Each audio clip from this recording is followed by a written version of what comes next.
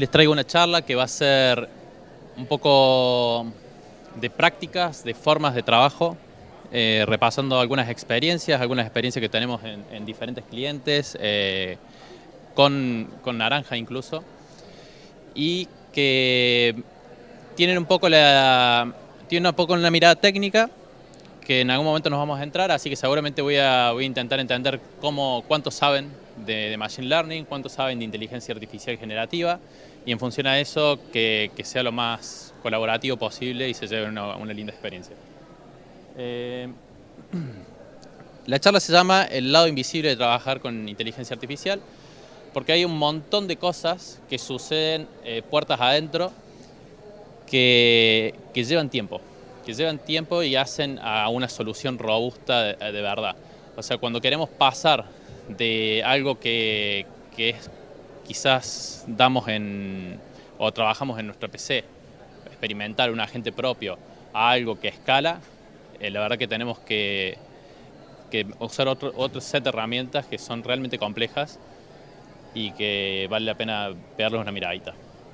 Mi nombre es Matías, como bien decían recién, soy Managing Director de Pi, mi perfil es un poquito técnico, voy a intentar llevar la conversación en el medio entre lo técnico y lo práctico.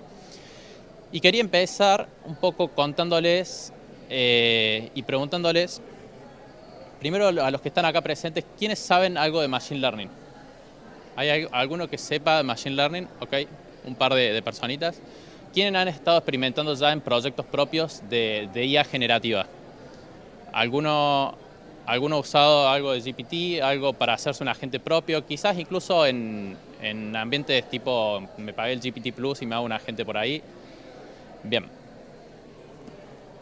Cuando vamos a la práctica, los que saben de Machine Learning quizás lo van a entender más.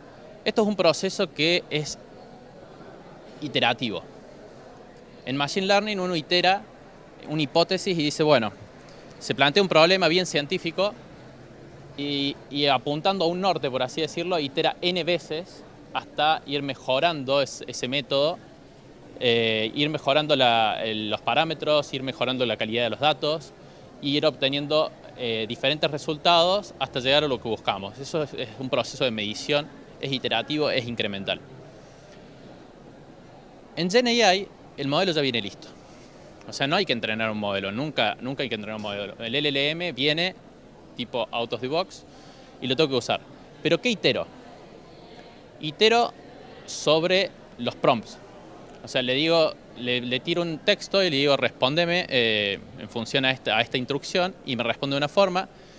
Cambio ese prompt y me responde de otra forma. Le pongo una palabra más y me responde radicalmente diferente. Y empezamos en un proceso muy similar a lo que nos pasaba con Machine Learning, pero en vez de iterar parámetros o los tipos de modelos y demás, estamos iterando mucho sobre las instrucciones que le damos al modelo para que responda como yo quiera. ¿Bien? Hoy vamos a hablar un poquito de eso. Eso nos pasa mucho y nos damos cuenta que resulta que las herramientas que hace 10 años utilizábamos para hacer modelos de Machine Learning son las herramientas que hoy tenemos que adaptar y empezar a trabajar también para hacer todo lo que es GenAI. A diferencia de que no vamos a entrenar el modelo, lo vamos a usar, vamos a iterar de igual manera, vamos a experimentar, vamos a probar, vamos a seguir métricas, vamos a tener trazabilidad de los resultados, pero sobre un modelo que ya está entrenado. Iba a hacer un pequeño ejercicio, pero todavía está medio rayado, así que no lo vamos a hacer. Bien. Los que han hecho o trabajado con ChatGPT en su PC, que lo súper recomiendo, primero el nivel inicial sería, le escribo directamente a ChatGPT. Me da una respuesta súper linda y somos felices. El segundo nivel sería, lo pago y me hago un agente. O sea, experimento en tener una personalidad de ese GPT que responde en función a lo que necesito específicamente y diseñado para mí. Yo, por ejemplo, tengo un montón, pero hay algunos que están muy buenos. Y tengo uno que es un asistente de cocina para un horno que me compré que es re difícil de usar. Entonces, es una tontera, pero tiene 20 funciones el horno y si lo uso siempre igual, como para qué me lo compré, me hubiera comprado uno tradicional y listo. Entonces le puse el manual del horno, le puse un set de recetas y ahora le puedo pedir, bueno, si tengo que cocinar papas al horno y te dice ponelo a 220 con este método y te van a salir crujientes. Si quiero cocinar pizza, bueno, ponele el modo que larga humedad, que no sé qué cosa, y te va a salir la pizza rica. Es un agente propio, es muy fácil de hacer, se los recomiendo que empiecen a probar con ese tipo de tecnologías y les soluciona algunas cositas de la vida que si después lo llevan al ámbito laboral, esa misma idea es lo que intentamos solucionar. Nosotros como empresa, a nuestros clientes y a empresas como Microsoft que dieron la charla acá al lado, con un Copilot en el ecosistema laboral 100%, digamos que me responde en función a mis correos, a mis relaciones, a mis chats, etc. Pero el problema está cuando llegamos con estos agentes y decimos, bueno, ahora esta idea, que lo probé probablemente en GPT, lo quiero sacar a producción. Y es un problema no menor porque hay que iterarlos 100, 200, 300 veces para lograr un resultado confiable. Tengo que pensar en todas las alternativas que por ahí yo no escribiría porque sé cómo anda, entonces le tiro a la pregunta de mi horno, le pregunto sobre eso y no le voy a preguntar cómo hacer un lechón completo porque sé que por ahí no me vas a responder o no estaba en el recetario. Entonces tenemos que empezar a testearlo, evaluarlo, tiene que estar listo para crecer y ahí es donde nos enfrentamos a diferentes herramientas en donde queda escaso una herramienta que es orientada a un usuario final como puede ser GPT. Y tenemos que pensar sobre todo en la trazabilidad. En esto que les decía recién de vamos a iterar, es muy común iterar y hacer 10, 20, 30, 50 iteraciones y cuando voy en las 50 no sé qué había puesto en la 1. Y si no sabes qué habías puesto en la primera iteración, ¿cómo sabes que fuiste evolucionando efectivamente y no retrocediste? O no estás probando algo que ya probaste. O sea, a ese nivel se llega a decir, ¿por qué estás haciendo esto? Es tan básico y trivial, pero que por ahí no se sabe responder. Esto es simplemente ejemplificador, es un poquito lo que ocurre en el día a día en un proyecto de GenAI. Empezamos con la elección del modelo, el tipo de LLM que vamos a usar, por ejemplo, si es GPT, si es de Anthropic, si es de cualquier marca, si es alguno libre, si es alguno con un fine tuning específico. Después lo llevamos al ecosistema de aplicaciones y construimos todo un ecosistema de aplicaciones que se conecta a nuestros datos, que se conecta a nuestras APIs y empieza a darle contexto a ese modelo para que responda sobre la información que nosotros tenemos. Y por último, los llevamos a producción y lo tenemos que monitorear. Tenemos que entender que está respondiendo y sigue respondiendo bien. Como es algo relativamente vivo, podemos decir, las respuestas pueden variar en el tiempo y los usuarios también se pueden poner cada vez más creativos. Entonces nos lo van a poner a prueba constantemente a estos tipos de modelos y hay que tenerlo entre ojos. Ver cómo va respondiendo en el tiempo y a medida que los evolucionamos, también corregir las cosas, ¿no? Sobre ese punto del último es sobre todo lo que quiero hablar ahora. Algunos datos de color. La mayoría de las organizaciones, esto es una encuesta de Databricks y el MIT, la mayoría de las organizaciones están, fíjense en la escueta de la derecha, 28, 26 y 20%, o sea, podemos decir como un 70%, están teniendo haciendo las evaluaciones o manualmente o recién pensando en automatizar cierta parte de esas evaluaciones y solamente el 9% tiene evaluaciones sobre los modelos de manera consistente y productiva y automatizada. Obviamente la mayoría quiere llegar ahí abajo, pero bueno, en el proceso de evolución también tiene que ver con el estado de evolución del mercado, ¿no? Hay pocas aplicaciones que realmente están productivas y en la calle con usuarios finales y que tienen, o sea, ya tienen activados esos mecanismos de evaluación constante y automatizada. Acá a la derecha vemos cuáles son los principales puntos de dolor de las diferentes organizaciones Y está muy bueno, que el primer caso es que no saben qué caso hacer, que es un problema bastante común, pero toda la parte del medio está relacionada al monitoreo, al escalamiento, a, a cómo lo implemento en producción. O sea, son problemas pero muy comunes que vienen después de elegir el caso. O sea, lo tengo seleccionado, está claro lo que quiero hacer, hago una primera versión y ahora que lo tengo que llevar a producción tengo un problema. Muchas de las organizaciones están paradas justamente ahí. La verdad que existen herramientas para tener trazabilidad de todo el proceso. Por suerte, se ve muy relacionado todo lo que veníamos haciendo con Machine Learning. Los que vienen del mundo de Data Science lo van a entender mejor. Y reutilizamos esas herramientas y no hubo que inventarlas desde cero. Esto es bastante fundamental porque cuando empezamos con Machine Learning, esas herramientas se inventaron y era realmente un problema. Nosotros íbamos desarrollando los modelos y nos íbamos chocando con estas problemáticas de las iteraciones y cómo registro los cambios y demás. Y teníamos que inventarnos las herramientas para tener la trazabilidad hasta que empezaron a aparecer. Hoy ya existen, lo que hubo que hacer es adaptarlas para que trabajen con los prompts y no con las versiones del modelo. Y nos permiten traquear absolutamente todo el proceso. Desde, por ejemplo, la entrada, con qué modelo estoy trabajando, con qué tipo de dato, con qué prompt, con qué código, el proceso en sí, o sea, qué usuario habló, los tiempos de ejecución, la fecha y hora de los mensajes, o el tipo de salida que está teniendo. Todos son puntos que hay que tenerlo entre ojos, que hay que mirarlos, hay que tener trazabilidad sobre lo que está ocurriendo. Entonces, hoy les voy a hablar, y me voy a meter acá donde me meto un poquito más técnico, de MLflow. Es una herramienta que permite hacer esta trazabilidad a lo largo del ciclo de vida. ¿Por qué elijo el MLflow? Es porque es open, simplemente por eso. Porque es una base sobre la cual las diferentes herramientas y los diferentes vendors se han estado viendo, han estado copiando, e incluso se han montado las herramientas arriba de eso. O sea, si van o son del mundo AWS y dicen, che, Bedrock, y parte de lo que hace está muy relacionado con esto. Si van al mundo de Azure y dicen AI Foundry, parte de lo que hace está muy relacionado con esto.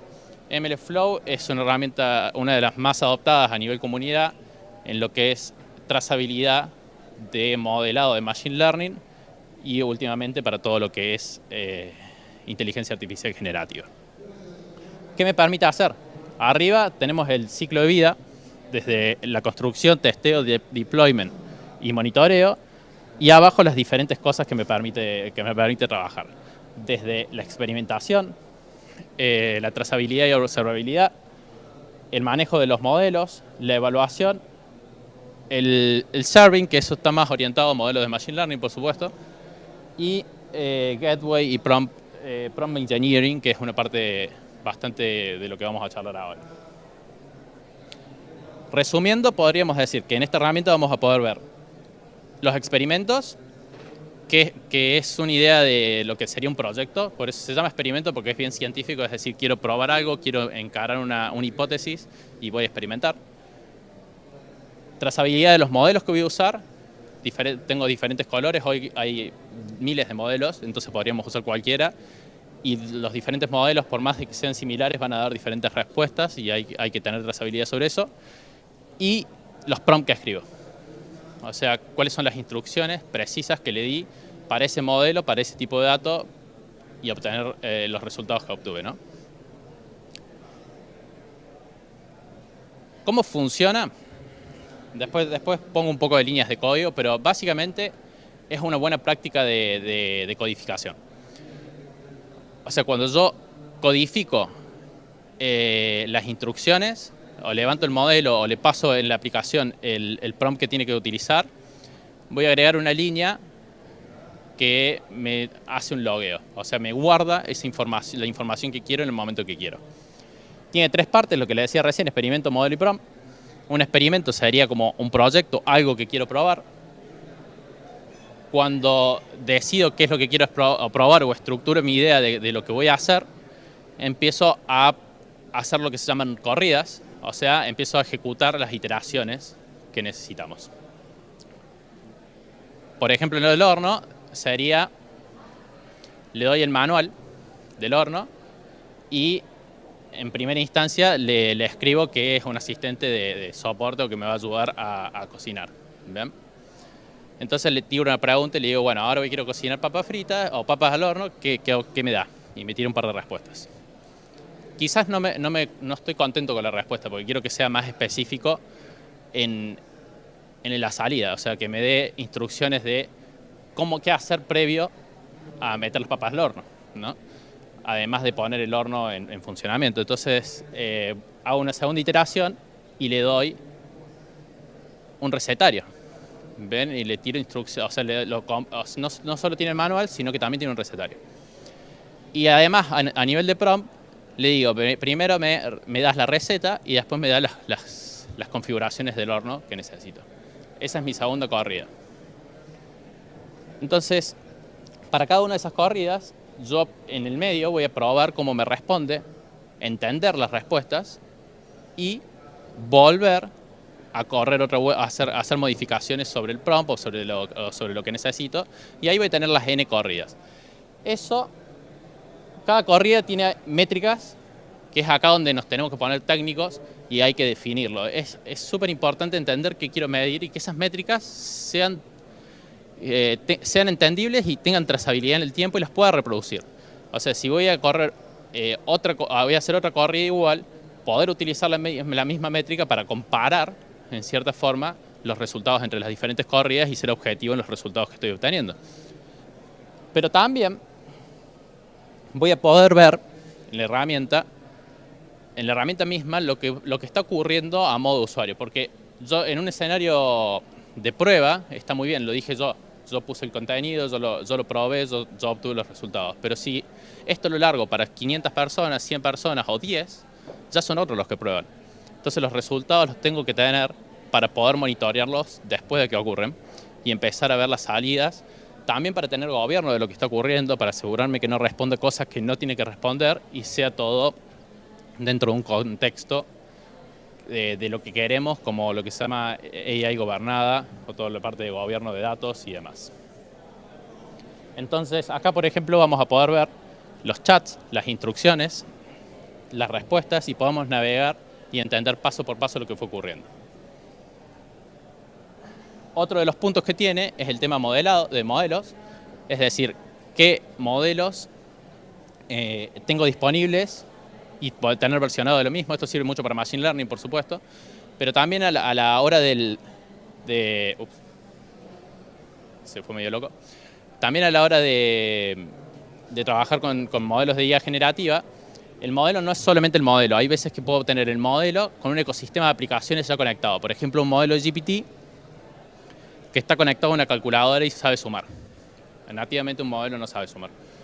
Pero si yo lo conecto a una calculadora, le conecto esa API y digo, bueno, este modelito es capaz de sumar o resolver operaciones matemáticas, lo guardo y lo pongo versionado, cosa que también lo puedan utilizar otras áreas de la empresa, por ejemplo, ¿no? O sea, tienen ese modelo, está disponible y cualquiera que vaya o necesite operaciones matemáticas en algún punto pueda hacer uso de ese modelo en cualquier momento.